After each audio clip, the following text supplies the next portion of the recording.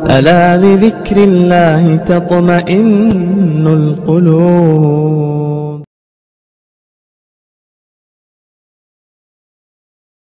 السلام عليكم ورحمة الله وبركاته. الحمد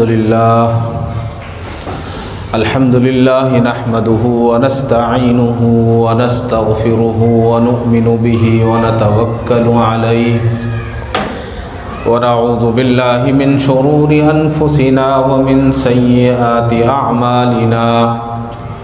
من يهده الله فلا مضل له ومن يضلله فلا هادي له. ونشهد أن لا إله إلا الله وحده لا شريك له.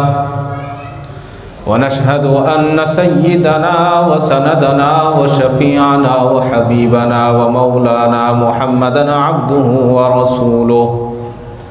أما بعد، أعوذ بالله من الشيطان الرجيم. بسم الله الرحمن الرحيم. اليوم أكملت لكم دينكم وأتممت عليكم نعمتي ورضيت لكم الإسلام دينا.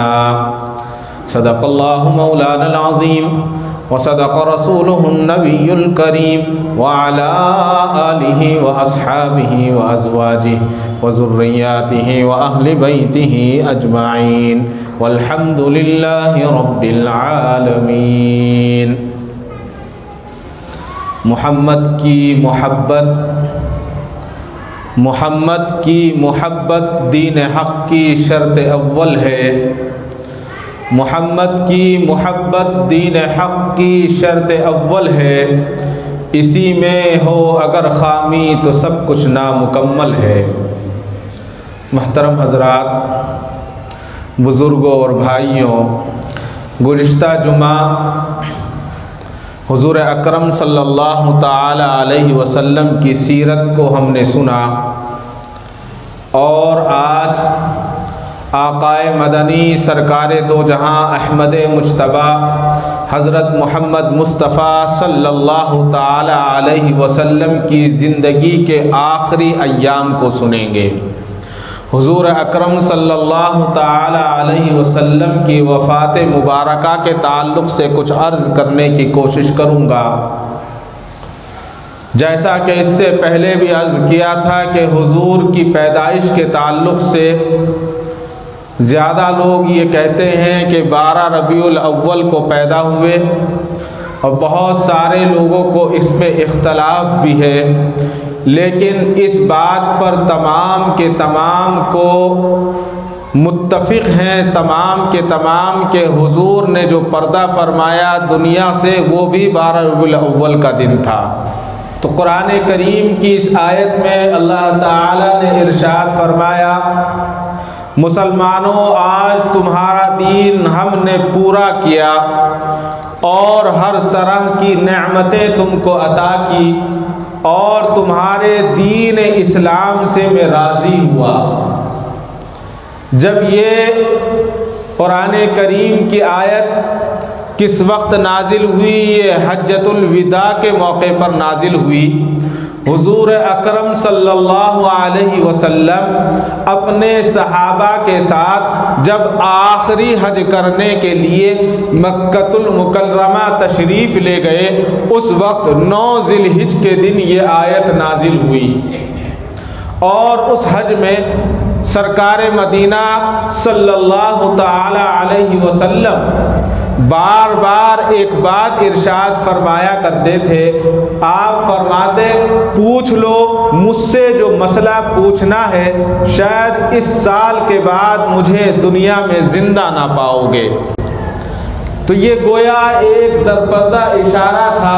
دین کے مکمل ہونے کے اشارے کے بعد آقائے مدنی صلی اللہ علیہ وسلم اپنی امت کو آگاہ فرما رہے تھے کہ تم میرے سے پوچھ لو جو تم مجھے پوچھنا چاہتے ہو، اس لیے کہ اس کے بعد تم مجھے زندہ نہیں پاؤ گے.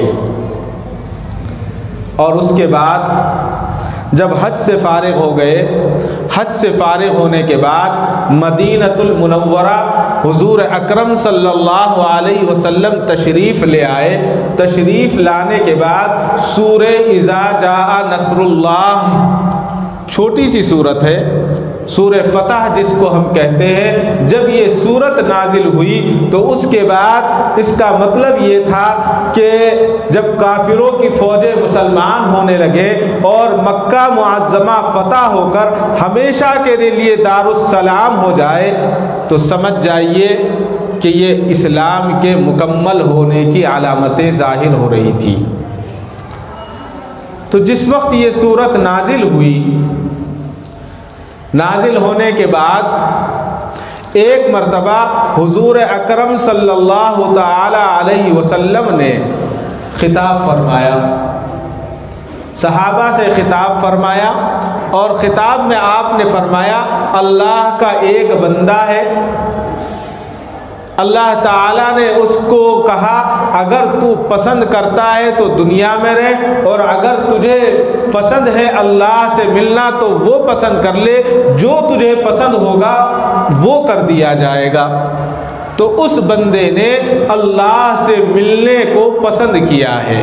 اتنا سننا تھا کہ سینکڑوں کا مجمع تھا، پورے صحابہ سے بھرے ہوئے تھا مدینہ۔ حضرت ابو بکر صدیق رضی اللہ تعالیٰ عنہ رونے لگے۔ لوگوں نے کہا کہ اس بڑھاپے میں کیا ہو گیا ہے، ان کو بات سمجھ میں نہیں آتی۔ حضور نے کس کے لیے کہا ہے؟ حضور نے کہا ہے کہ ایک شخص کو اللہ نے دو اختیار دیے، چاہے تو وہ دنیا میں رہے چاہے وہ آخرت کو قبول کر لے، یعنی اللہ کے پاس جانا پسند کرے۔ یہ تو ایک عام بات کر رہے ہیں، کسی نے پسند کر لیا ہے تو اس میں ابو بکر کیوں رو رہے ہیں؟ بات ختم ہو گئی، اس لیے کہ یہ بات راز و نیاز کی بات تھی۔ بات ختم ہو گئی، حضرت ابو بکر صدیق رضی اللہ تعالیٰ عنہ روتے رہے، اور اس کے چند دنوں کے بعد جب آقائے مدنی صلی اللہ علیہ وسلم نے دنیا سے پردہ فرمایا تو لوگوں پر یہ بات شاہکار ہو گئی، لوگوں کو اس بات کا علم ہو گیا کہ ابو بکر جو رو رہے تھے، ابو بکر نے سچ میں اور بالکل صحیح میں اس صورت کے معنی کو سمجھا تھا۔ حضرت ابو بکر سمجھ گئے تھے کہ یہ اشارہ کسی عام شخص کے لیے نہیں ہے، یہ اشارہ تو حضور اکرم صلی اللہ علیہ وسلم کا اپنے لیے ہے۔ اللہ تعالیٰ نے اس امت کے لیے بہت ساری نعمتیں رکھی، ساری نعمتیں تھیں، جس میں سے ایک نعمت یہ بھی تھی کہ حضور اکرم صلی اللہ علیہ وسلم کی تجہیز و تکفین میں شامل ہونا اور ثواب حاصل کرنا۔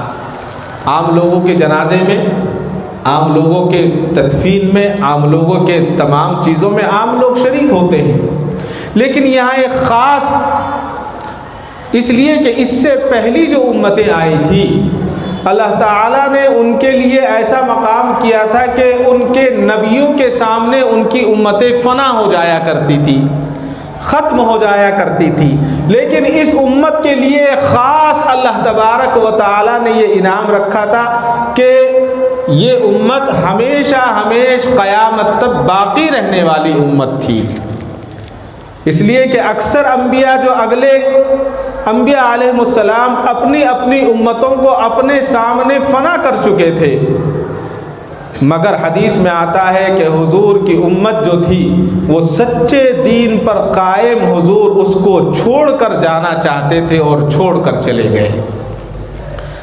یہ ایک فخر کی بات ہے کہ خدا تعالیٰ نے اس امت کو، مرحومہ کو امت عطا فرمائی، اگلی سارے نبی امتوں کو فنا کر گئے، لیکن حضور اکرم صلی اللہ تعالی علیہ وسلم اس امت کو زندہ چھوڑ کر گئے، بالکل زندہ۔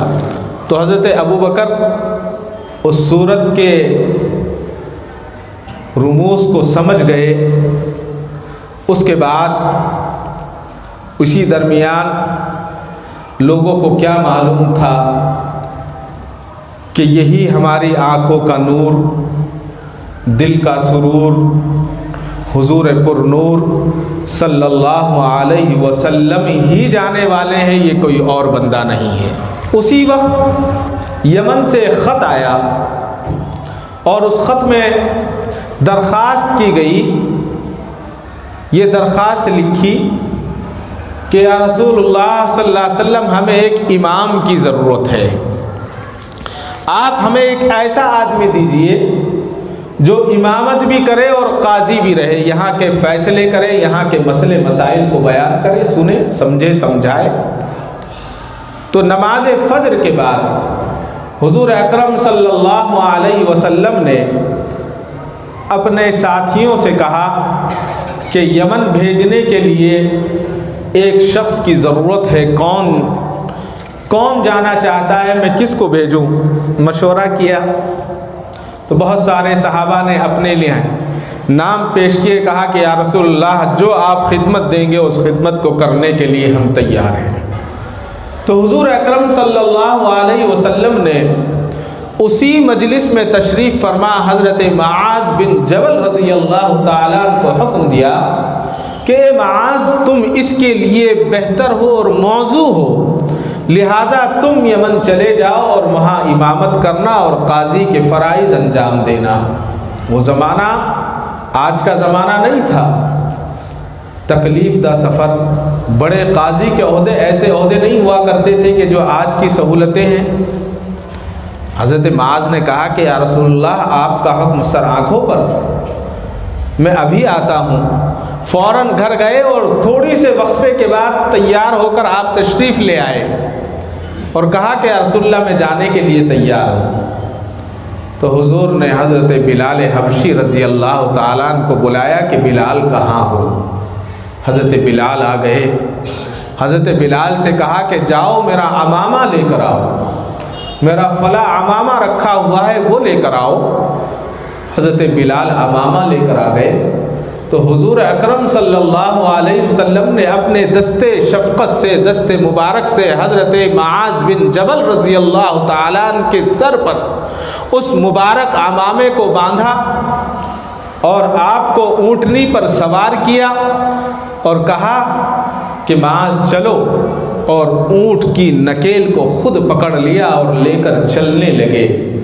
حضرت معاذ تڑپ اٹھے، کہا کہ یا رسول اللہ یہ کیا کر رہے ہیں؟ میں تو غلام ہوں، میں سواری پر بیٹھوں اور آقا پیدل چلے، یہ نہیں ہو سکتا، میں یہ برداشت نہیں کر سکتا کہ میں سواری پر بیٹھوں اور آپ کی شان میں بے ادبی ہو، میں اوپر رہوں آپ نیچے پیدل چلیں۔ حضور مسکرائے اور فرمایا کہ نہیں، یہ اللہ کا حکم بھی ہے اور یہ اخلاق کا تقاضا بھی ہے کہ میں تمہیں چند قدم چھوڑنے کے لیے چلوں۔ یہ اخلاق کا معاملہ تھا، چھوٹوں پر شفقت کا معاملہ تھا، یعنی چھوٹوں پر کتنی شفقت تھی۔ آج ہم اپنے ملازم کے ساتھ کس طرح سے پیش آتے ہیں؟ یہاں تو ملازم بھی نہیں، یہاں تو غلام ہے، سب کچھ آقا مدنی صلی اللہ علیہ وسلم کے لیے قربان ہے۔ کہا کہ نہیں، یہ میرا فریضہ ہے کہ میں تمہیں چھوڑنے کے لیے چلوں۔ آگے بڑھے، تھوڑا سا آگے جانے کے بعد حضرت معاذ بن جبل سے حضور اکرم صلی اللہ علیہ وسلم نے فرمایا کہ معاذ یہ میری اور تمہاری آخری ملاقات، اس کے بعد تمہارے سے میری ملاقات نہیں ہوگی، اور جب تم دوبارہ واپس آؤ گے تو تم مجھے نہیں پاؤ گے بلکہ مسجد میں میری قبر کو پاؤ گے۔ جب حضرت معاذ نے سنا تو رونگٹے کھڑے ہو گئے اور بلبلا گئے، رونے لگے کہ یا رسول اللہ آپ کیا فرما رہے ہیں؟ کہا کہ نہیں، میں صحیح کہہ رہا ہوں، جب تم دوبارہ لوٹو گے تم مجھے نہیں پاؤ گے۔ اور حضرت معاذ بن جبل رضی اللہ تعالیٰ عنہ کو رخصت کر دیا۔ اس کے بعد حضور اکرم صلی اللہ علیہ وسلم 14 دن بیمار رہے، ربیع الاول کے 12 دن اور اس سے پہلے مہینے کے 2 دن، 14 دن بیمار رہے۔ بیماری سے 1 دن پہلے حضور اکرم صلی اللہ علیہ وسلم جنت البقیع تشریف لے گئے، اور جنت البقیع تشریف لے جانے کے بعد حضور نے اپنے ساتھیوں کے سامنے، اپنے صحابہ کے سامنے فرمایا کہ اللہ تبارک و تعالی نے آخرت کی ساری نعمتیں اور دنیا کی ساری نعمتیں مجھے عطا فرمائی، لیکن میں نے دنیا کی ساری نعمتیں اپنے امت کے لیے چھوڑ دی۔ میں نے دنیا کی کسی نعمت کو نہیں اپنایا، ساری کی ساری نعمتیں میں نے اپنے امتیوں کے لیے چھوڑ دی، اور آخرت کی جو نعمتیں ہیں اس کو پسند فرمایا۔ اور پسند فرمانے کے بعد میں نے خدا سے ملاقات کو ترجیح دی۔ اللہ کے نبی فرماتے ہیں کہ میں نے اللہ سے ملاقات کو پسند کیا، اور کہنے کے بعد حضور اکرم صلی اللہ علیہ وسلم دعا فرمانے کے بعد گھر تشریف لے گئے، اور اس کے بعد حضور اکرم صلی اللہ علیہ وسلم کے سر مبارک میں درد ہوا اور بخار ہونے لگا۔ بخار بڑھتا گیا، بخار کی شدت بڑھتی گئی۔ بخار اس قدر بڑھا کہ حضور اکرم صلی اللہ علیہ وسلم کے جسم اطہر پر اگر کوئی ہاتھ رکھتا تو بالکل ایسا لگتا تھا کہ جیسے تپتے ہوئے انگارہ ہو، اتنا شدید بخار تھا۔ تو آپ کے کسی صحابی نے کہا کہ یا رسول اللہ، آپ کو تو اتنا بخار ہے کہ اگر کئی پر تقسیم کر دیا جائے تو بھی نہیں برداشت ہوگا، ڈبل بخار ہے آپ کو۔ حضور نے فرمایا کہ اللہ نے مجھے ڈبل بخار اس لیے دیا ہے کہ مجھے اجر بھی دوہرا ملے، ثواب بھی اللہ تبارک و تعالیٰ مجھے ڈبل عطا فرمائیں گے، اس لیے بخار بھی ڈبل عطا فرمایا ہے۔ اس کے بعد حضور اکرم صلی اللہ علیہ وسلم پر کمزوری اور نقاہت ہوتی گئی، ہوتے ہوتے اس قدر بخار آتا کہ حضور فرماتے کہ 7 مشکیزیں پانی لا کر مجھ پر ڈالا جائے تاکہ اس پانی کی ٹھنڈک سے بخار کی شدت کم ہو جائے۔ 7 مشکیزیں پانی۔ ایک تو اس زمانے میں مکانات چھوٹے، حضور کا بہت معمولی سا حجرہ۔ حضرت اماں عائشہ فرماتی ہیں کہ اگر سرکار چاہتے، حضور چاہتے، ساری دنیا کی دولت، ساری دنیا کے انبار آقا کے قدموں میں تھے، لیکن حضور نے کبھی اپنا جو بستر ہے وہ کھجور کی چھال کے علاوہ دوسرا بستر پسند نہیں فرمایا۔ حضور چاہتے تو جنت کے تمام پلنگ آپ کے لیے حاضر تھے، لیکن حضور نے کبھی پلنگ کو ترجیح نہیں دی بلکہ زمین پر آرام فرمایا۔ بخار بڑھتا گیا۔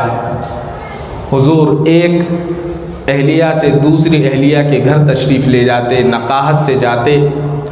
تمام نے دیکھا، امہات المومنین نے، کہ حضور کو تکلیف ہو رہی ہے، ادھر سے ادھر جانے میں پریشانی ہوتی ہے، ایک گھر سے دوسرے گھر جانے میں تکلیف ہوتی ہے۔ تمام مل گئی اور مشورہ کیا کہ کیوں حضور کو تکلیف دیتے ہیں، ایسا کرو کہ تمام کے تمام مل کر یہ کہیں کہ آپ آقائے مدنی جہاں رہنا پسند فرماتے ہیں ایک جگہ تشریف رکھیں، ایک جگہ آرام فرمائیں۔ حضرت اماں عائشہ رضی اللہ تعالی عنہا کے حجرے میں تشریف لا چکے تھے۔ تمام کی تمام زوجات تشریف لائیں اور کہا کہ ہم اپنے حق کو معاف کرتے ہیں، آپ کی طبیعت جب تک اچھی ہو آپ حضرت عائشہ کے حجرے میں آرام فرمائیں۔ اب حضرت اماں عائشہ کا حجرہ 7 مشکیزیں پانی لا کر ڈالے، اتنا بڑا کوئی ٹپ نہیں ہے، اتنا بڑا کوئی برتن بھی نہیں تھا کہ حضور کو اس میں بیٹھا کر اس پر پانی ڈالا جاتا۔ حضرت اماں حفصہ رضی اللہ تعالی عنہا کے ایک حجرے سے ٹپ لایا گیا۔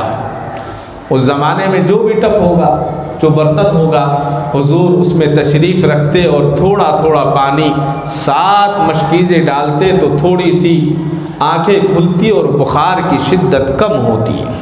اسی درمیان کئی دنوں کے بعد صحابہ آتے، حضور کندھوں اپنے دست مبارک صحابہ کے کندھوں پر رکھتے اور پیر کو گھسیٹتے ہوئے نقاہت کے ساتھ مسجد تشریف لے جاتے۔ حضرت عباس رضی اللہ تعالیٰ عنہ اور حضرت علی رضی اللہ تعالیٰ عنہ کے بارے میں آتا ہے کہ یہ 2 صحابی حضور کو اپنے کندھوں کے سہارے کے ذریعے مسجد لے جاتے۔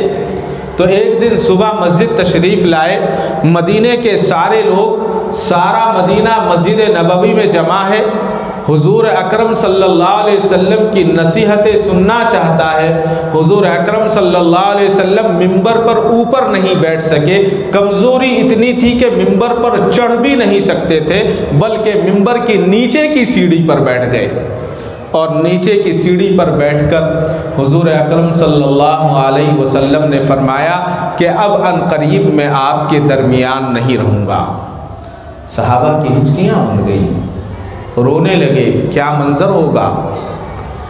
اور پھر فرمایا، امت کو سبق دیا کہ اگر تم میں سے کوئی آدمی ایسا ہے جس کے اوپر میرا ایک پیسہ بھی، ایک حبہ بھی، ایک روپیہ بھی قرض ہے تو وہ مجھ سے لے لے۔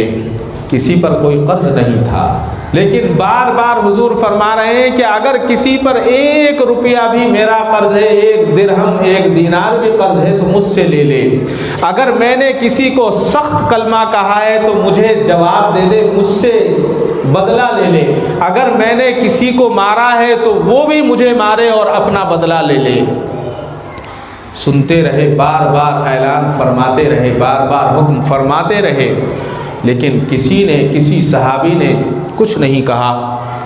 ظہر کی نماز پڑھائی اور نماز پڑھانے کے بعد پھر کھڑے ہوئے اور پھر آپ نے اعلان فرمایا کہ اگر کسی کا مجھ پر کوئی قرض ہے تو مجھ سے لے لے۔ ایک صحابی رسول کھڑے ہوئے اور کہا کہ یا رسول اللہ، مجھے آپ سے بدلہ لینا ہے۔ آسمان کانپ گیا کہ یہ کیا کہتا ہے، رسول اللہ کو کہہ رہا ہے کہ یا رسول اللہ، مجھے آپ سے بدلہ لینا ہے، آپ نے مجھے ایک دن مارا تھا، چھڑی ماری تھی۔ حضور نے فرمایا کہ بدلہ لے لو۔ کھڑے ہو گئے، مسجد سے آہ و فغاں کی آوازیں آنے لگی، لوگ رونے لگے کہ یہ کیا ہو رہا ہے۔ حضور کے پاس پہنچ کر کہا کہ یا رسول اللہ، جب آپ نے مارا تھا تو اس طرح سے نہیں مارا تھا، بلکہ جب مجھے مارا تھا تو میری کمر جو تھی وہ ننگی تھی، میں نے جھبا نہیں پہنا تھا۔ قربان جائیے، حضور اکرم صلی اللہ علیہ وسلم پر حضور نے اپنے کرتے مبارک کو اٹھا دیا، کہا کہ تمہیں حاضر ہوں تمہارے لیے، تم اپنا بدلہ لے لو۔ صحابی رسول پیچھے گئے، صحابہ رو رہے ہیں کہ سرکار سے بدلہ لینے کی بات کر رہا ہے۔ پیچھے گئے اور پیچھے جانے کے بعد ان صحابی نے حضور کے دونوں کندھوں پر اپنا ہاتھ رکھا اور جیسے ہی کمر کو ننگا دیکھا، کمر کے اوپر سے کپڑا ہٹا ہوا دیکھا، مہر نبوت پر فوراً اپنا منہ رکھا اور اس کا بوسہ دیا اور فرمایا کہ یا رسول اللہ، ساری زندگی اس کے لیے تڑپ رہا تھا کہ مجھے کسی طرح سے حضور کی نبوت بوسے کا موقع مل جائے۔ آپ نے مجھے کبھی مارا نہیں ہے، آپ تو رحمت للعالمین ہیں، آپ نے کس کو مارا؟ آپ نے تو مارتے ہوئے کو چھڑوایا ہے۔ میں اس موقع کی تلاش میں تھا کہ مجھے موقع ملے اور میں مہر نبوت کا بوسہ لوں، بس اتنا ہی میرے لیے کافی ہے، بس اس کے بعد میرا کوئی بدلہ نہیں ہے۔ یا رسول اللہ، مجھے معاف فرما دے، یا رسول اللہ، مجھے معاف فرما دے۔ اس کے بعد اس بات سے کیا سبق ملتا ہے؟ یہ سبق ملتا ہے کہ جس پر قرض ہے وہ اپنے قرض کی ادائیگی کا انتظام کرنے کی کوشش کرے۔ آج ہم قرض کیوں نہیں دیتے اور کیوں ہمیں قرض نہیں ملتا کہ اگر جس کو بھی قرض دے دیتے ہیں وہ قرض واپس نہیں کرتا، اور قرض دینے کا ثواب کتنا بڑا ہے۔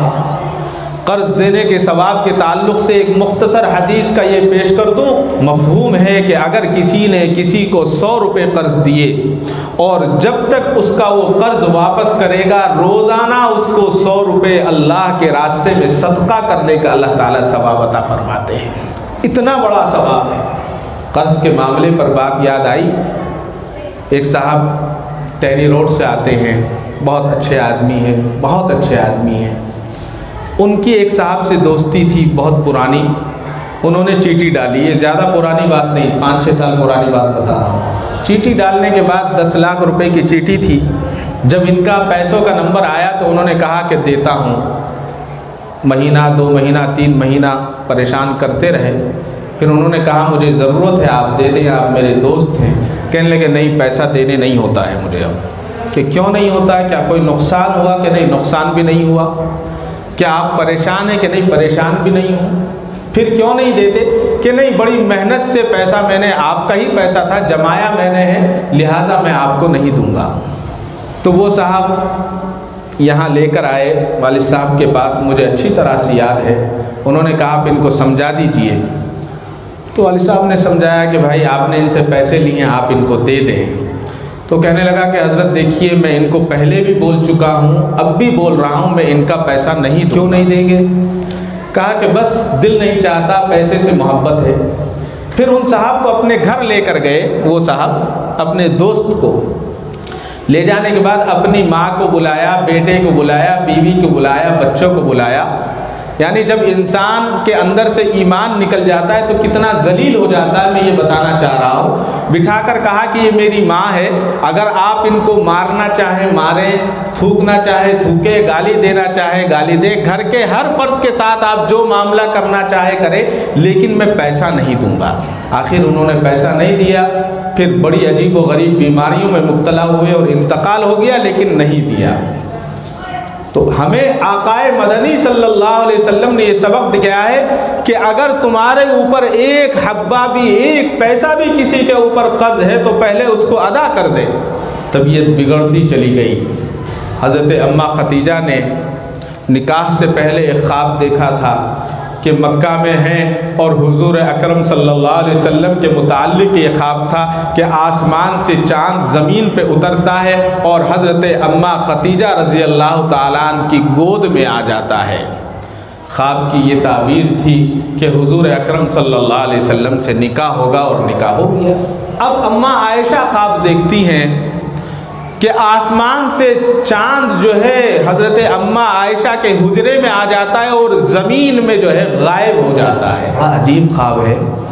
گھبرا گئی۔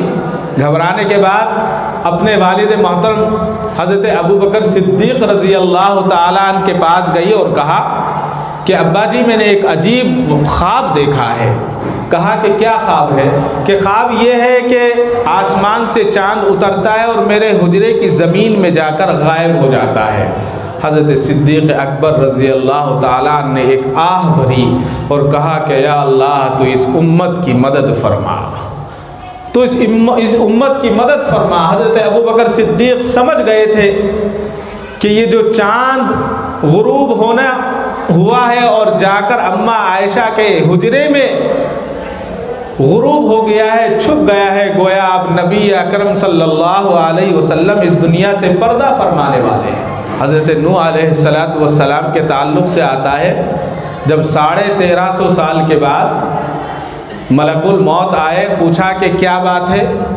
کہا کہ روح قبض کرنے کے لیے آیا ہوں، اس لیے کہ جب نبی کی روح قبض ہوتی ہے تو فرشتہ نبی سے اجازت لیتا ہے، ولی سے اور کسی انسان سے اجازت نہیں لیتا۔ اگر صرف اجازت لیتا ہے تو نبی سے لیتا ہے، اور نبی تو اللہ کا بندہ ہے، اللہ کا خاص بندہ ہے، وہ ہر وقت اس خوشی میں اور ملاقات کے لیے تیار رہتا ہے کہ کب وقت آئے میں اور اللہ سے ملاقات کروں۔ تو حضرت نوح علیہ السلام نے کہا کہ اتنی جلدی؟ کہا کہ اے نوح 1350 سال دنیا میں گزارے اور کہتے ہو کہ اتنی جلدی؟ کہا کہ اے ملک الموت مجھے تو ایسا لگتا ہے کہ ایک مکان ہے جس مکان میں داخل ہی ہوا ہوں اور دوسرے دروازے سے تم مجھے لینے کے لیے آ گئے۔ اس کے بعد اسی طرح سے حضرت سیدنا موسیٰ علیہ السلام کا واقعہ، ملک الموت لینے کے لیے آیا تو غصہ آ گئے، اور غصہ آنے کے بعد ملک الموت کے تماچا مارا، کہنے لگے میری ابھی سے روح قبض کرنے کے لیے آ گئے ہو۔ اللہ نے کہا کہ اے موسیٰ یہ کیا ہے؟ یہ بھی تو میرا معاملہ ہے، یہ بھی تو میرا حکم ہے۔ کہا کہ یا اللہ معاف فرمائے۔ پھر ملک الموت سے کہا کہ مجھے بیت المقدس کی سرزمین پر پہنچا دو اور اس کے بعد میری روح کو قبض کر لینا۔ بیت المقدس کی روح کو پہنچا دیا اور پھر حضرت موسیٰ علیہ السلام کی روح کو قبض کیا گیا۔ اب حضور اکرم صلی اللہ تعالیٰ علیہ وسلم سے پوچھتے ہیں حضرت سیدنا جبرائیل کہ یا رسول اللہ جب آپ کی روح قبض ہو جائے گی تو کیا میں آپ کے جسم اطہر کو جنت میں پہنچا دوں؟ حضور نے فرمایا کہ نہیں، مجھے جنت میں نہ پہنچایا جائے بلکہ میں یہیں رہوں گا تاکہ میں اپنی امت کی شفاعت کی دعا کرتا، تاکہ میں اپنی امت کے لیے استغفار کرتا رہوں اور اپنی امت کو میں دیکھتا رہوں۔ حضرت علی کرم اللہ وجہ حضور کی خدمت میں آئے اور کہا کہ یا رسول اللہ آج میں نے خواب دیکھا ہے کہ جو میرے ذرا پہنتا ہوں اچانک کھل گئی اور میرے جسم سے الگ ہو گئی۔ حضور نے فرمایا کہ اے علی وہ ذرا میں ہوں، اب تمہارا امن و امان ختم ہو جائے گا، لوگ تمہیں پریشان کریں گے، اور اب میری وفات کا وقت قریب آ گیا ہے۔ پھر حضرت فاطمہ رضی اللہ تعالیٰ عنہ آتی ہیں اور کہتی ہیں کہ ابا جی میں نے ایک خواب دیکھا ہے کہ ایک سفید اوراق ہے اور قرآن کریم ہے، میں اس کو پڑھ رہی ہوں، اور پھر میں اس کو دیکھتی ہوں تو اوراق غائب ہو جاتے ہیں، قرآن کریم موجود نہیں ہے۔ تو حضور نے فرمایا کہ فاطمہ وہ قرآن تو میں ہی ہوں، میں کچھ دنوں میں تم سے دور چلا جاؤں گا۔ حضرت فاطمہ رضی اللہ تعالیٰ عنہ رونے لگی، بلبلا اٹھی کہ ابا جی ہمارا کیا ہوگا؟ تو کان میں فرمایا کہ سب سے پہلے اور سب سے جلدی کچھ ہی دنوں میں تم مجھ سے مل جاؤ گی۔ اس کے بعد حضرت فاطمہ کو راحت ہوئی۔ حضرت فاطمہ نے کتنی زندگی پائی؟ بہت مختصر سی زندگی، 24 یا 25 یا 26 سال زندگی ہوئی حضرت فاطمہ رضی اللہ تعالیٰ عنہ کی، اس سے زیادہ نہیں، اس لیے کہ حضور کے غم کو برداشت نہیں کر سکی، اور صرف 6 مہینے گزرے تھے کہ حضور اکرم صلی اللہ علیہ وسلم سے اس کے پاس چلی گئی۔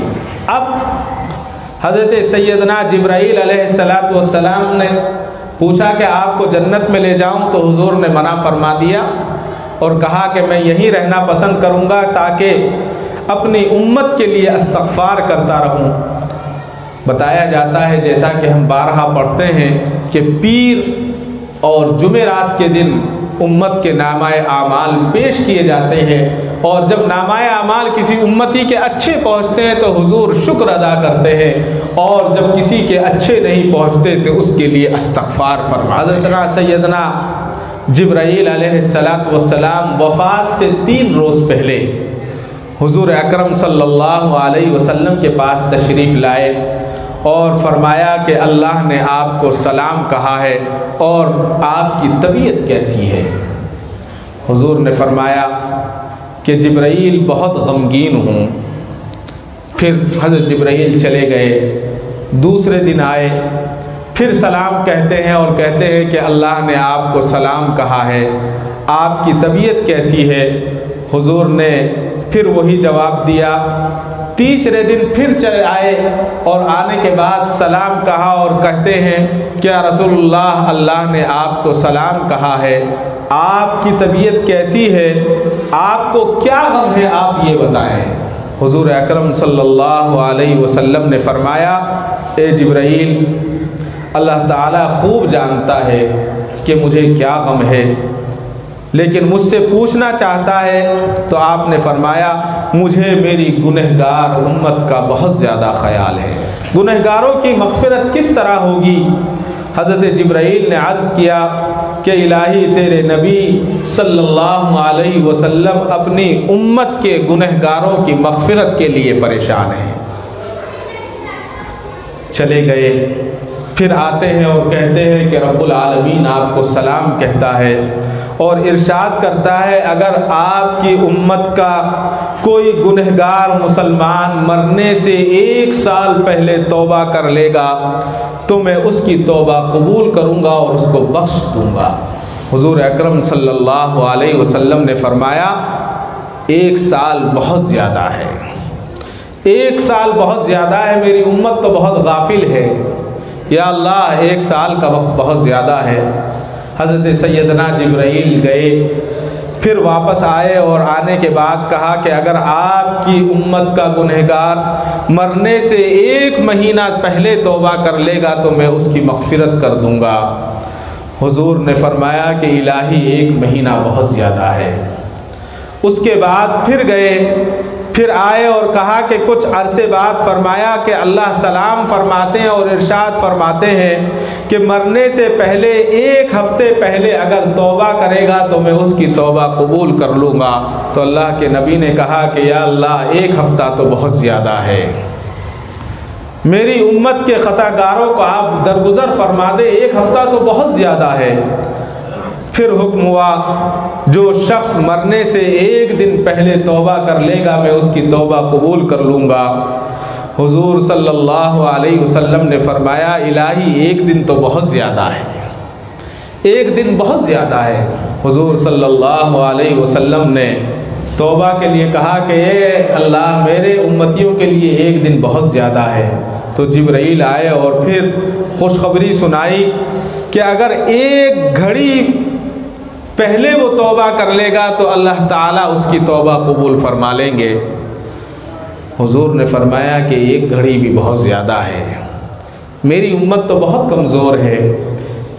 تو حضرت جبرائیل پھر واپس آئے اور کہا کہ اللہ آپ کو سلام کہتے ہیں، اور فرماتے ہیں اگر مرنے والا گنہگار شخص کی روح حلقوم میں پہنچ جائے، گلے میں، اور زبان بند ہو جائے، زبان سے آواز نہ نکلے، تو بھی اگر وہ اپنے گناہوں پر نادم ہے، یعنی اسے اپنے گناہوں کا احساس ہے، تو میں اس کے گناہ کو معاف کر دوں گا اور اس کو بخش دوں گا۔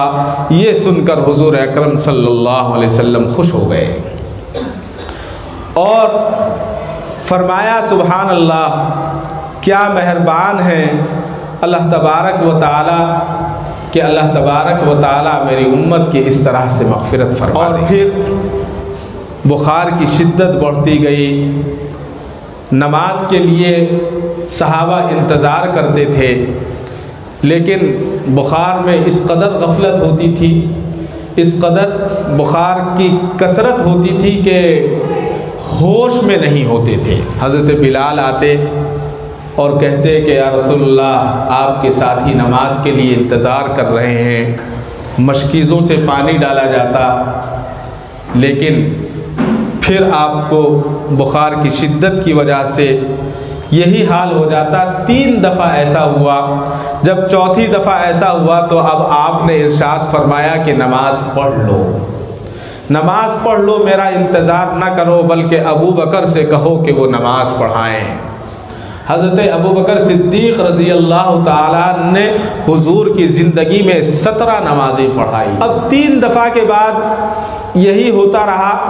حضرت بلال حبشی رضی اللہ تعالیٰ حضور کے دروازے پر جاتے اور دستک دیتے کہ یا رسول اللہ صحابہ انتظار کر رہے ہیں۔ سارے مدینے کے صحابی مسجد نبوی میں آ کر انتظار میں بیٹھے رہتے کہ کوئی ایک جھلک حضور کی نظر آ جائے، کوئی ایک جھلک نظر آ جائے، لیکن حضور اکرم صلی اللہ علیہ وسلم نہایت کمزور ہو چکے تھے۔ جب حضرت ابو بکر کو حکم ہوا، حضرت ابو بکر مصلی پر پہنچے اور حضرت بلال حبشی رضی اللہ تعالیٰ نے تکبیر کہنی شروع کی۔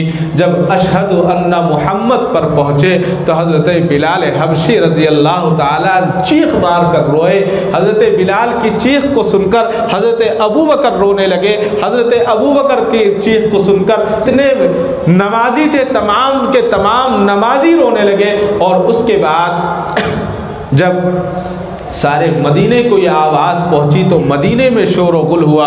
حضور کو ہوش آیا، حضور نے کہا، آنکھ کھولی، فاطمہ بیٹھی ہوئی تھی، پوچھا کہ اے فاطمہ یہ آواز کس کی ہے، کون رو رہا ہے؟ تو حضرت فاطمہ رضی اللہ تعالیٰ عرض کرتی ہے کہ ابا جان آپ کے لیے آپ مسجد میں نہیں ہیں، آپ کا مصلی خالی ہے، آپ کے مصلی کو جب بلال نے دیکھا تو تڑپ اٹھے ہیں، آپ کے مصلی کو جب ابو بکر نے دیکھا تو تڑپ اٹھے ہیں، سارا کا سارا مدینہ رو رہا ہے کہ آج رسول اللہ صلی اللہ علیہ وسلم نے اپنے مصلی پر اپنے دوست ابو بکر کو کھڑا کر دیا ہے۔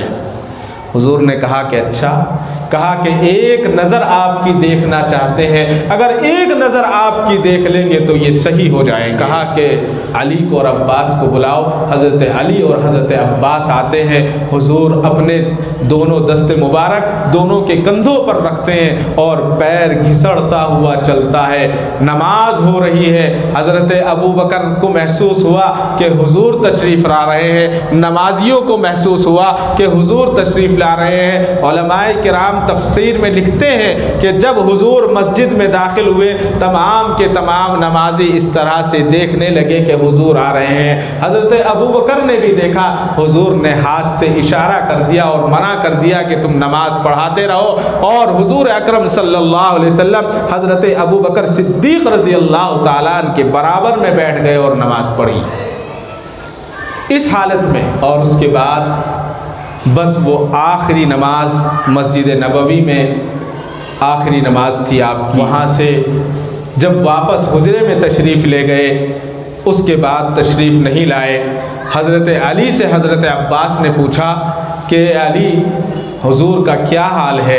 حضرت علی نے کہا کہ اب تو کافی بہتر محسوس کرتا ہوں۔ حضرت عباس کہتے ہیں علی تم نہیں جانتے، میں عبد المطلب کے خاندان کو جانتا ہوں، حضور کے چہرے سے آخری ایام کا پتہ چل رہا ہے، اب چند دنوں کے بعد حضور ہمارے درمیان نہیں رہیں گے، اور 2 دن کے بعد حضور نے وفات پائی۔ ابھی غشی طاری ہے، طبیعت کچھ سنبھلتی ہے، فوراً یاد آیا، حضرت اماں عائشہ سے کہا کہ عائشہ گھر میں 6 یا 7 اشرفیاں رکھی ہیں، وہ اشرفیاں زکوٰۃ کے مال کی ہیں، فوراً اس کو خیرات کر دو۔ حضور نے خیرات کروا دی۔ خیرات کروانے کے بعد حضرت سیدنا جبرائیل علیہ السلام تشریف نہیں لاتے، بلکہ حضرت فاطمہ کہتی ہیں کہ کوئی شخص دروازے پر آواز لگا رہا ہے اور کہتا ہے کیا میں اندر آ سکتا ہوں؟ حضرت فاطمہ نے ابھی جواب نہیں دیا۔ حضور پوچھتے ہیں کہ فاطمہ جانتے ہو یہ کون ہے؟ کہا کہ ابا جی میں تو نہیں جانتی کون ہے۔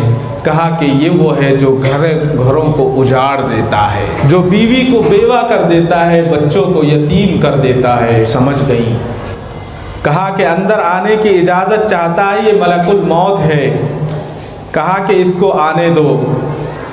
آ گئے، ملک الموت آئے اور حضور اکرم صلی اللہ علیہ وسلم کی طبیعت ناساز ہے۔ حضرت فاطمہ روئے جا رہی ہیں، سارا کا سارا آسمان رو رہا ہے۔ علماء کرام فرماتے ہیں کہ حضور نے ملک الموت سے پوچھا کہ جبرائیل کہاں ہے؟ حضرت جبرائیل کہاں ہیں؟ تو ملک الموت نے کہا کہ جبرائیل کو آسمان کے فرشتے تعزیت دے رہے ہیں کہ آج کے بعد تمہارا دنیا میں جانا ختم ہے، تم آج کے بعد حضور اکرم صلی اللہ علیہ وسلم کی زیارت نہیں کرو گے، زندگی میں آج کے بعد حضور سے ملاقات نہیں ہوگی، آج کے بعد تمہاری حضور سے بات چیت نہیں ہوگی۔ ان کو حضور اکرم صلی اللہ علیہ وسلم آپ کے تشریف لانے کی وہ تعزیت پیش کر رہے ہیں۔ اتنے میں حضرت سیدنا جبرائیل علیہ السلام تشریف لے آتے ہیں اور سلام فرماتے ہیں اور فرماتے ہیں کہ آپ کا مزاج کیسا ہے؟ اے جبرائیل اس عالم میں اب جہاں میں جا رہا ہوں وہاں کی کیا تیاریاں ہیں؟ حضور پوچھتے ہیں۔ تو سیدنا جبرائیل علیہ السلام کہتے ہیں کہ اے اللہ کے نبی، آپ کے استقبال کے لیے دوزخ کی آگ کو ٹھنڈا کر دیا گیا ہے اور جنت کو سجا دیا گیا ہے۔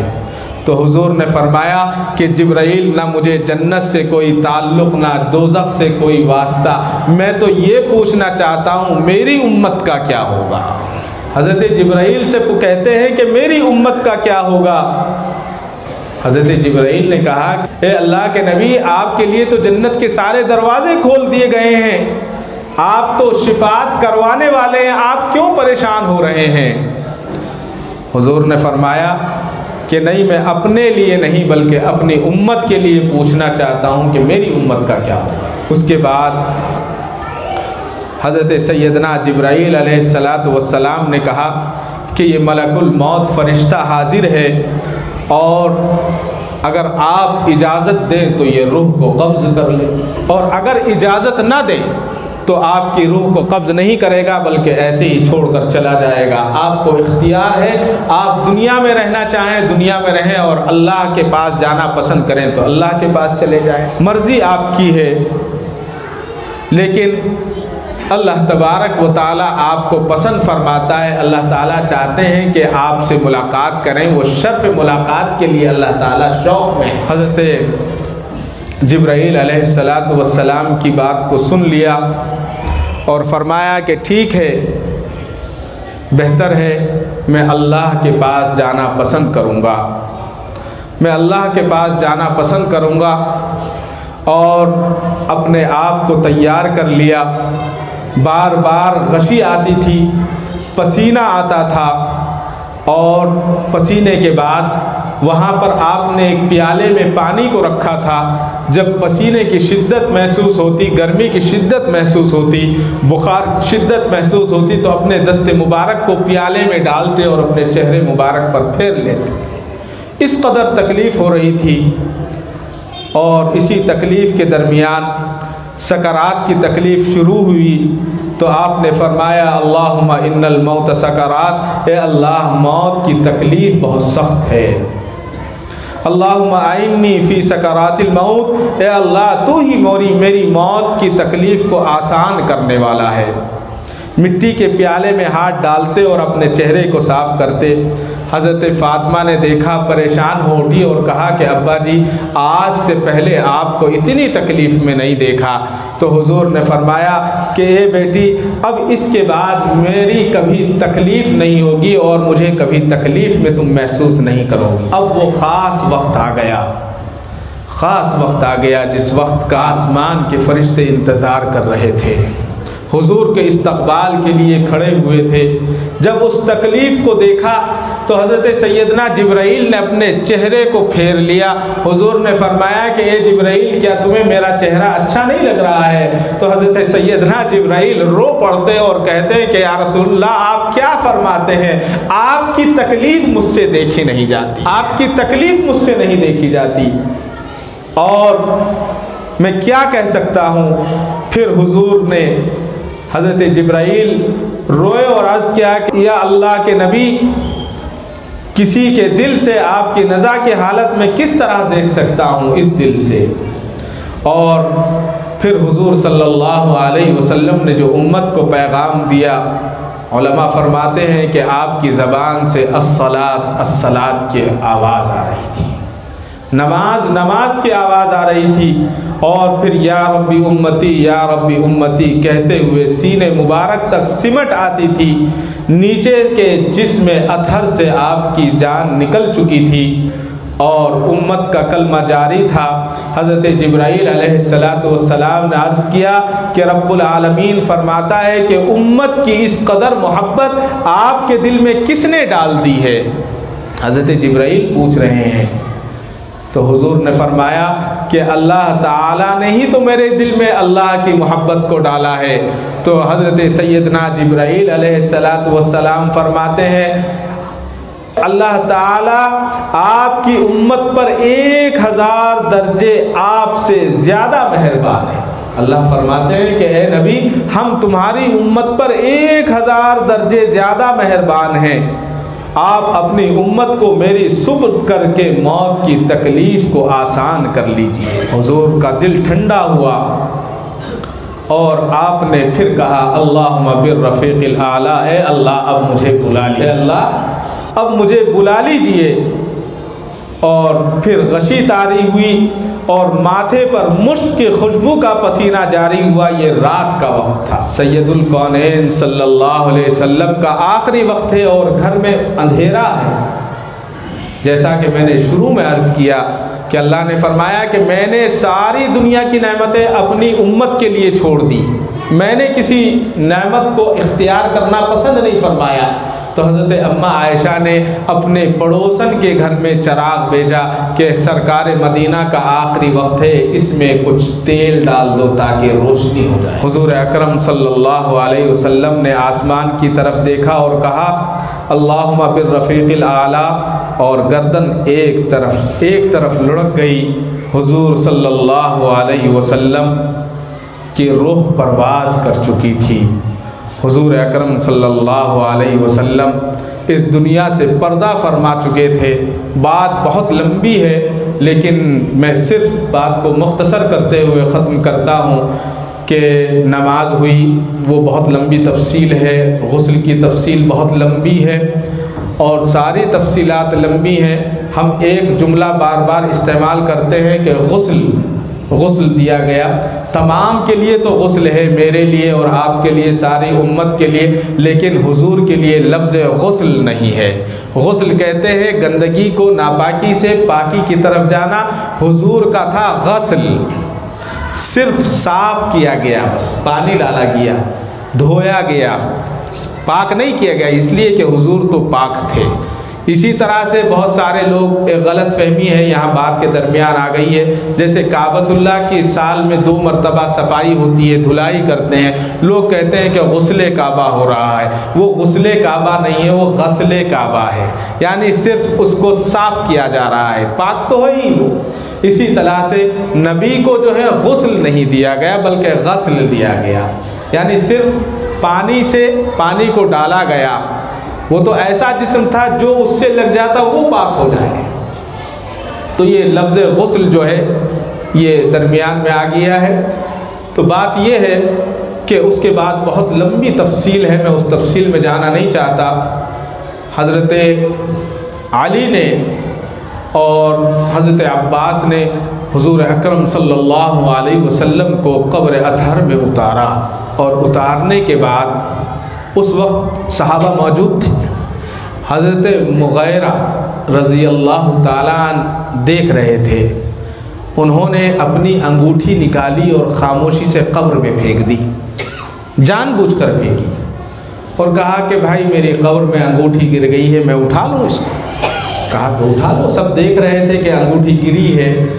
حضرت مغیرہ قبر اطہر میں اترتے ہیں اور حضور کے جسم اطہر سے چپٹ جاتے ہیں، چپٹ کر بے انتہا روتے ہیں اور کہتے ہیں کہ یا رسول اللہ آپ ہمیں چھوڑ کر جا رہے ہیں۔ برا حال ہو جاتا ہے حضرت مغیرہ کا۔ تو پھر صحابہ نے ان کو زبردستی پکڑا اور قبر اطہر سے باہر نکالا۔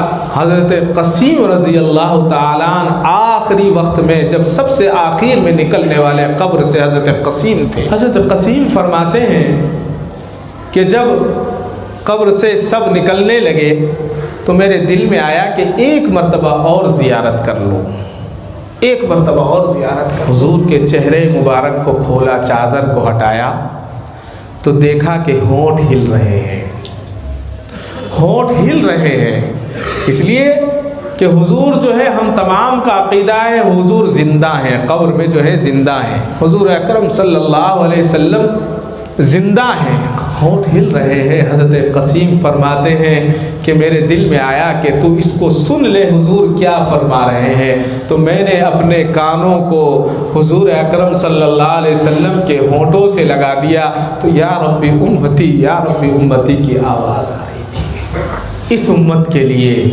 حضور اکرم صلی اللہ علیہ وسلم نے دنیا سے جنت میں جانا قیامت سے پہلے پسند نہیں فرمایا، بلکہ یہ کہا کہ میں اسی دنیا میں یہیں دفن ہو کر اس امت کے لیے دعا کرتا رہوں گا، استغفار کرتا رہوں گا، اللہ سے اس امت کی بخشش کرواتا رہوں گا۔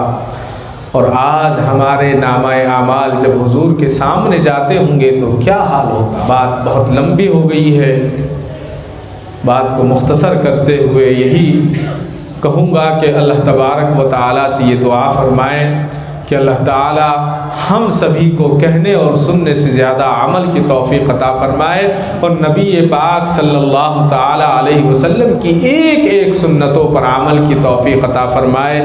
اسی کو تو علامہ اقبال نے کہا تھا، محمد کی محبت دین حق کی شرط اول ہے، محمد کی محبت دین حق کی شرط اول ہے، اسی میں ہو اگر خامی تو سب کچھ نامکمل ہے۔ اللہ تعالیٰ مجھے اور آپ کو حضور کی سیرت پر عمل کی توفیق عطا فرمائے۔ وآخر دعوا ان الحمد للہ رب العالمین۔